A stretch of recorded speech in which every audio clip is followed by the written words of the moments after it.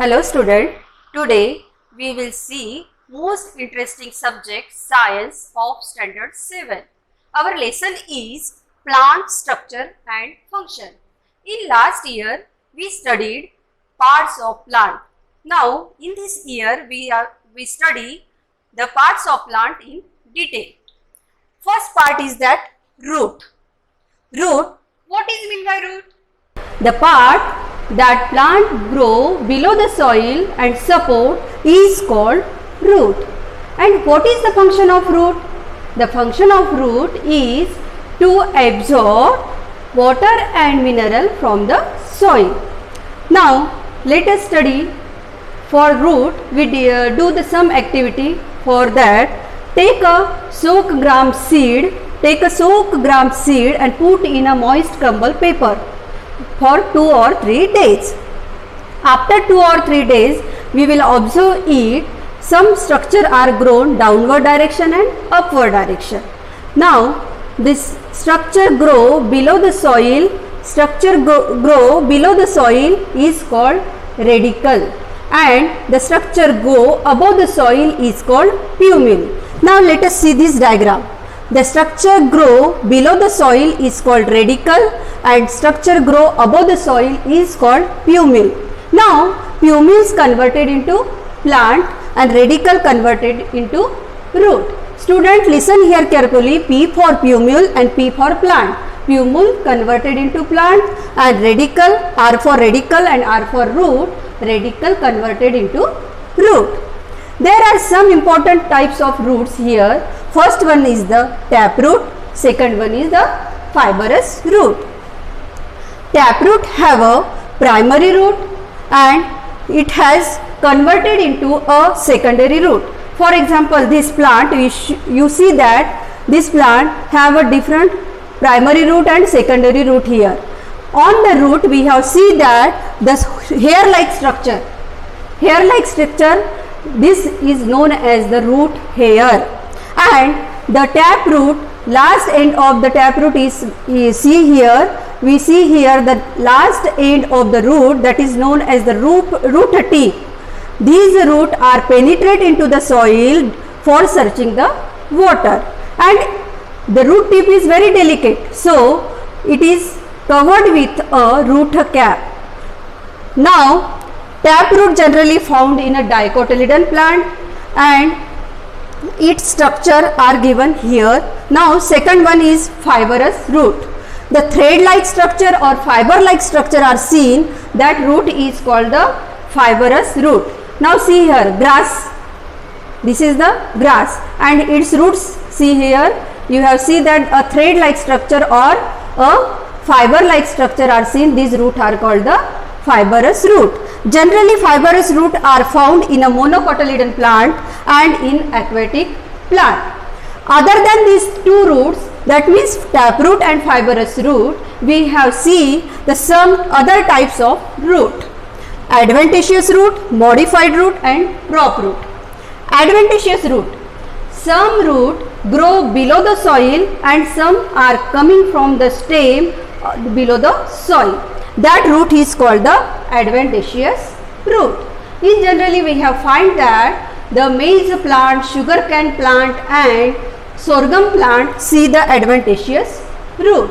The main function of adventitious root is to anchor and support the plant and to absorb the minerals and water from the soil. Second one is that modified root. Modified root shows some modification. And perform additional work.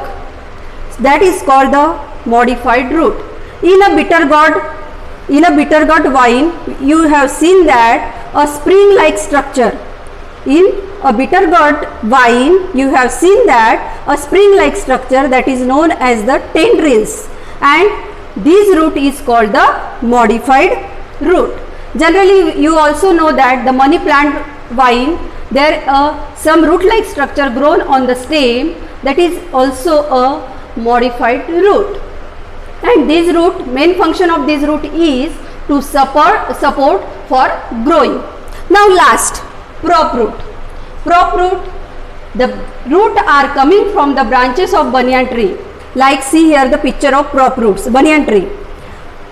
These roots are coming from the branches of banyan tree and root are growing toward the soil. When these roots are touched to the ground or soil, it next new plant means its next new tree are grow there. In Kolkata, there is a 250-year-old banyan tree are present in Indian Botanical Garden, and there is a thousand of banyan tree are grow with the help of prop root. This is the picture of banyan tree, and it has a large number of prop roots are touching to the ground and grow the next tree of banyan tree. Now, the second part of the plant is stem. Stem grow just above the soil from the humic. The structures on the stem, that is node, are growing at the part that is called the node. The distance between two nodes is called internode. Leaves grow from the stem. That is the example of the peepal leaf, peepal stem. You have seen that the leaves grow from the node, and the distance between two nodes is known as the internode. The apical part of the stem is called bud. The apical part of the stem is called bud. Now, third part is leaf. Leaf grow on the node from the stem. Leaves are generally a green structure. That is, leaf are, for example, this is the peepal leaf. Generally we have seen that the leaves are in green color. The flat thin surface of the leaf is called leaf lamina, and its edge, like this portion, this edge is called leaf margin. Now, the leaf margin, it may be entire, dented and low. Let us see that the entire leaf margin. For example, this is the mango leaf, and its leaf margin is like that plain leaf margin. So, this is the example of entire leaf margin. Now, second example is that the hibiscus plant leaf. Hibiscus plant leaf, it has a thorny edges like structure. It also in a rose plant, you have seen that this leaf is also a thorny edges. That means it has a dented leaf margin. Now, third one is that the lobe leaf margin, the irregular shape of the leaf. This is the papaya leaf, and its leaf margin is irregular, so it has lobe leaf margin. The tip of the leaf is called leaf apex. It may be rounded and pointed. For example, we see that the peepal leaf have a pointed leaf apex, and in a pallas leaf you have seen that this leaf apex is rounded. There are two types of leaf apex. It means rounded and pointed. Now, next is that the types of leaf. Some plant have a midvein, and it is divided into leaf blade. Fourth part is that the types of leaf. There are two types of leaf, simple leaf and compound leaf. Some plant have a leaf, its midvein is divided into a leaf blade. That is the example of curry leaf. It is also known as the morningo plant leaf, and it is midvein is divided into a leaf blade. That is a compound leaf. And when the leaves that midvein is not divided into a leaf blade, this is the example of simple leaf. Now, I have drawn this structure. That means it is the example of simple leaf, and it is the example of compound leaf. Next part is flower. Flower have a long or short pedicel. It is also called a stalk. Now, one part of the pedicel is attached to the stem and other part is attached to the parts of flower. Now parts of flower is calyx, corolla, androecium, gynoecium are the 4 parts of flower. Now we have seen that this is the hibiscus flower. This stalk is also called a pedicel. Pedicel, one end is attached to stem and other is attached to the parts of flower. Now the green structure is called a calyx. Calyx is protected all internal part of flower when it is in bud condition. Calyx have a leaf-like structure. For example, this one is a leaf-like structure is called a sepal. Now second part is corolla. The corolla is the bunch of petal. It is colorful and it different flower have a different color, shape and size also. Now the third part is androecium. Androecium is the male reproductive part of flower. Androecium is the male reproductive part of flower and it is known as a stamen. That is the structure of androecium. Anther and filament.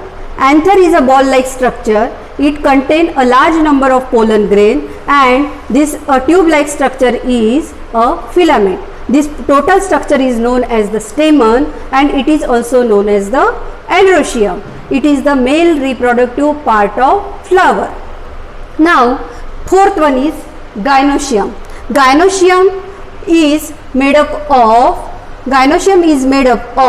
carpel. Carpel consists of stigma, style and ovary. Gynoecium is the female reproductive part of flower and it is made up of carpel and carpel consists of stigma, style and ovary. Stigma have a sticky substance and style. When pollen grain entered through the style, it form a pollen tube. And third one is the ovary. Ovary contain a large number of eggs. That is the part of gynoecium. Now fifth part is pollination. Pollination, for example, anther. When anther is matured and it burst, it means it release the pollen grain. When anther is burst and pollen grain release and stick to the stigma.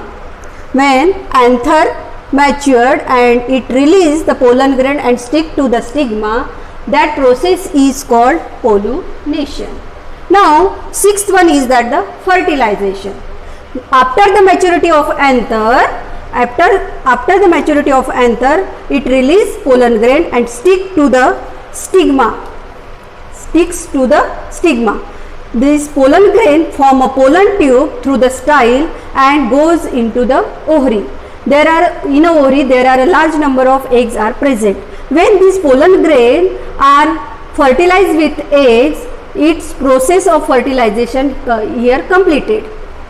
When this pollen grain fertilized with eggs, it convert into seed and this ovary is converted into fruits. Now fifth part is fruit. We eat different types of fruits. Different types of fruits have different color, taste, shape also. We have seen that the fruits are many-seeded and single-seeded.